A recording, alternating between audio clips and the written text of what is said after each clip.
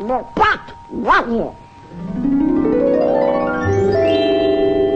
Soit, me voilà, carré, et puis, Les anciens comparaient à l'or tout ce qui leur semblait sans défaut et excellemment beau. C'est notre vieil ami Pythagore qui divulgua que le pentagramme était plein de mathémagie. Si l'on met rigoureusement bout à bout les deux lignes les plus courtes, elles deviennent égales à la troisième.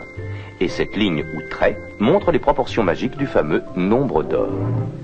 Les deuxième et troisième égalent la quatrième. Une fois encore, nous obtenons le nombre d'or.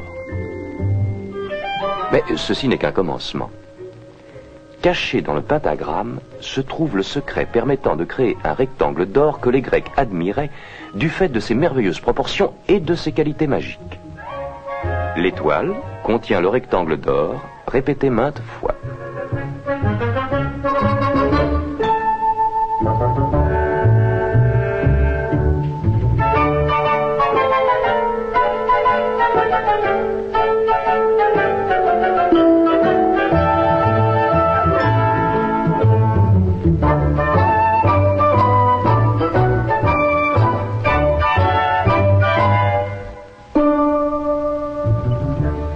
C'est une figure uniforme remarquable qui peut mathématiquement se reproduire à l'infini.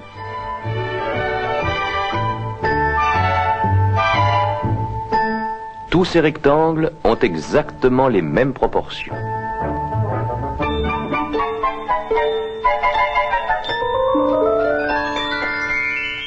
Cette figure contient également un hélicoïde magique qui répète à l'infini les proportions du nombre d'or. Pour les Grecs, le rectangle d'or représentait une loi mathématique de beauté. Nous le trouvons dans leur architecture classique. Par exemple, le Parthénon, le plus fameux édifice de la Grèce antique, contient plusieurs rectangles d'or.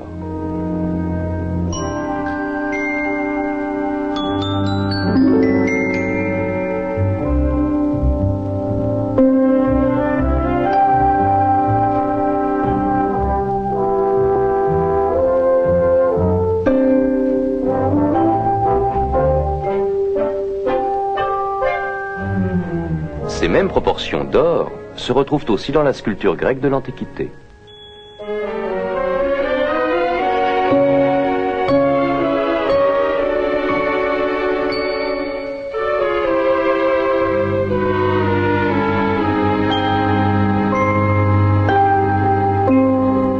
Au cours des siècles qui suivirent, le rectangle d'or fut le constant idéal de beauté proposé à toutes les formes d'architecture du monde occidental.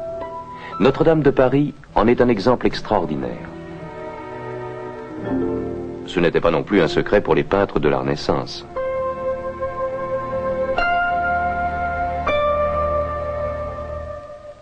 Le rectangle d'or s'est imposé à notre monde moderne.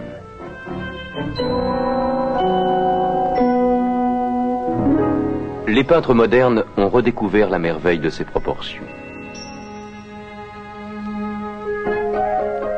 En fait, on trouve cette proportion idéale dans la vie même.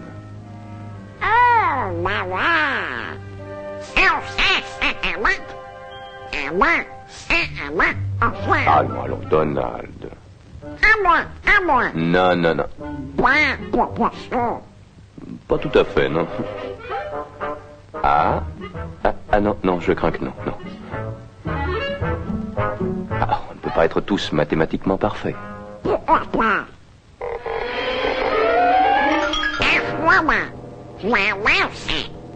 À présent que vous êtes empêtrés dans ce pentagone, voyons comment la nature utilise cette même forme mathématique. Le pétunia, le jasmin étoilé, l'étoile de mer,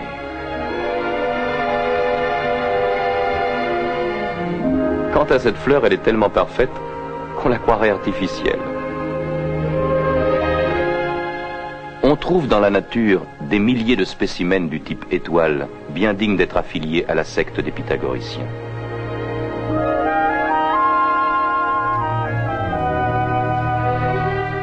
Dans ses œuvres, la nature suit résolument une logique toute mathématique, et le nombre des exemples qu'elle en donne est illimité.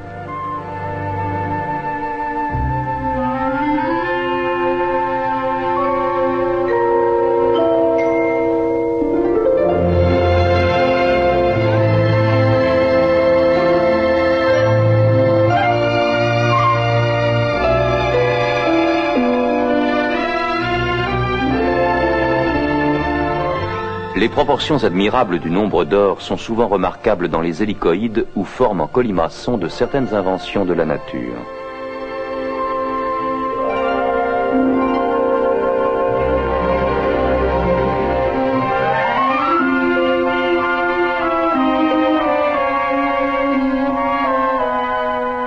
La profusion des conformations du type mathématique nous amène à méditer profondément l'énoncé de Pythagore. Tout a été mis en place suivant un nombre et une forme purement mathématiques. Eh oui, on trouve les mathématiques dans la musique, dans la plupart des arts, dans presque tout. Et comme les Grecs l'avaient pressenti, les règles sont demeurées inchangées.